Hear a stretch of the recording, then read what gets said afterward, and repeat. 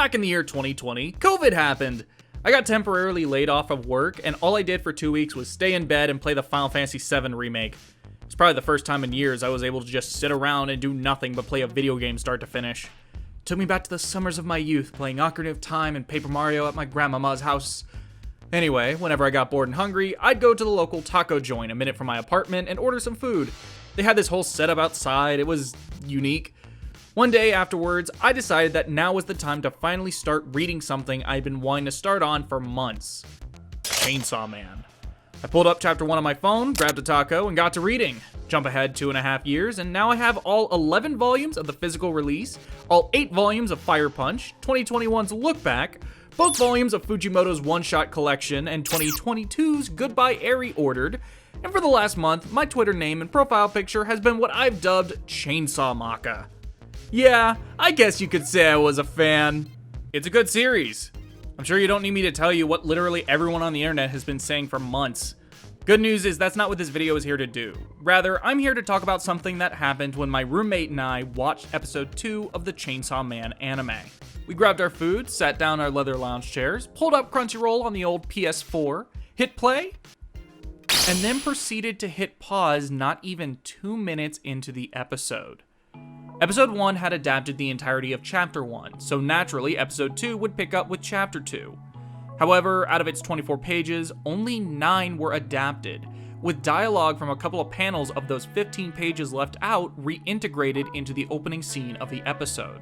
I had heard that those pages had been cut, and I both was and still am okay with its removal. But it wasn't until after watching all of what was adapted from Chapter 2 did I start to understand what this change did, as well as the purpose this minor story had in the beginning of the series. Before I get into it, for this video I will be referencing the official translations for both the manga and the anime, which were made available by Viz and Crunchyroll respectively. As a result, there will be discrepancies between the two in terms of dialogue. However, the differences I'll be discussing here are not about what is said, but rather how the sequences are composed. Chapter 2 starts during the car ride back from the warehouse Makima found Denji in at the end of Chapter 1. Denji's stomach growls, and to his surprise, Makima offers to buy him breakfast. She also offers him her jacket. In complete disbelief at being treated with a level of dignity and respect, by a pretty girl for that matter, Denji proclaims to himself, "I am in love." While ordering at a rest stop, a wounded man rushes in begging for help. His daughter has been grabbed by a devil and taken into the woods. Not wanting her food to get cold and soggy, Makima does the brave thing and tells Denji to go kill the devil while she stays there and eats. Not wanting his food to get cold and soggy, Denji protests, to which Makima says, "Did you forget? You're my pet. Only answer with yes or woof. I don't need a dog who says no. I heard from an acquaintance in the crime scene division that our useless dogs get euthanized." As Denji runs through the woods, he realizes that Makima isn't actually the nice, sweet angel he thought she was, feeling betrayed by how she treats him like a dog. He remembers Pochita's death, feels bad, and then hears the little girl laughing.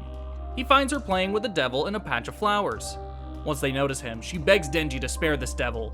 It didn't kidnap her, it saved her from her abusive father. Denji offers to run away with the two of them, only to realize he's been tricked.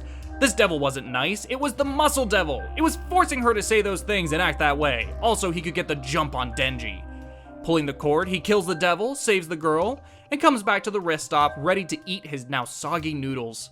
Getting lightheaded from his fight with the muscle devil, he stumbles into Makima. He talks about Pochita's sacrifice, and Makima assures him that Pochita is quite literally inside of him.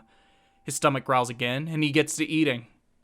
Now, what about episode 2? Starting in the same location, Denji's stomach growls. Makima tells him that he is now in her care and that she expects yes or woof for answers. "I don't need a dog that says no. Someone in forensics once told me that when we get dogs that aren't helpful, we put them down."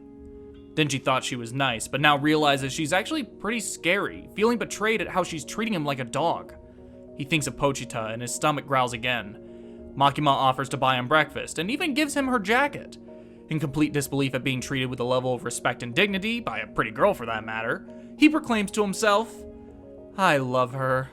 They get to the rest stop and order food. Getting lightheaded from the fight with the zombie devil, Denji stumbles into Makima. He talks about Pochita's sacrifice, and Makima assures him Pochita is quite literally inside him. Denji passes out and wakes up later, ready to eat his now soggy udon. So yeah, I don't know if you noticed, but like an entire paragraph got cut between these two synopses. However, the question isn't simply whether or not it should have been removed. Hell, it's not even whether or not the Muscle Devil is something that needed to be there in the first place. The question that needs to be asked is, what purpose did this segment serve, and how was it retained in the adaptation? Chapter 2 is the first real impression we're given of Makima. Something important to keep in mind with Chainsaw Man is that these characters are meant to be hard to nail down. Both you and Denji are entering into this world full of people made up of various shades of color. Whether it be Makima, Aki, or hell, even Power, how you and Denji view these characters is meant to evolve over time, and as a result, your first impression of them is really important. While she did appear for 6 out of the 55 pages in Chapter 1, it's not until now that we really start to get to know Makima. By the time we get to the rest stop, she has been nothing but nice. However, we quickly start to get to know her scary side as well. Denji goes from being in love with her to feeling like an idiot, but it's ultimately the Muscle Devil who betrays him here. The way Makima went about telling him to deal with the problem might not have been the most pleasant, but she did it for the right reasons. And once the job is done, she goes back to how she was at the start of the chapter. This is our first impression of Makima. Someone who can be nice and has good intentions, but isn't afraid to get mean and scary in order to get done what needs to be done. She also doesn't come along to make this point, nor does anyone say, "Oh, Makima was right." It's simply a conclusion both us and Denji arrive at by watching these events unfold. This is the narrative purpose of the Muscle Devil. If I was to break it down, it would go like this. We start off with nice Makima. Then we get scary Makima, followed by the realization of why Makima had to get scary, before ending off with nice Makima again. Now, on the other side of the coin, we have the anime, which is both more simplistic and slightly remixed. The first thing in the episode is her being scary, followed by her being nice and staying that way for what was Chapter 2. Ultimately, you still see both sides of her, but not only are they received in a different order, you lose out on that realization and thus justification for why she acted that way. Compared to the manga, your impression of her is just incomplete. And that's how Macca nitpicked the Chainsaw Man anime so he could say it's the worst anime ever. Yeah, no, that's not what I'm trying to do here. I think the guys at MAPPA decided to cut out the Muscle Devil for one simple reason. To properly introduce each member of the main cast and have Denji share a moment with them by the end of the second episode. Which, if I'm correct, is a totally understandable thing to do. Considering how episode 1 was dedicated entirely to setting up Denji and getting you to understand who he is, I think it's a smart idea to do the same with the 3 other main characters in the next.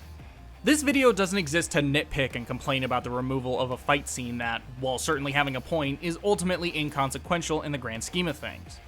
Rather, this is more of a meditation on adaptation.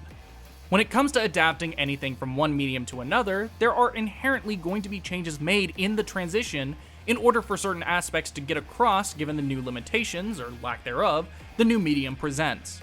For instance, let's look at the novelizations of certain movies.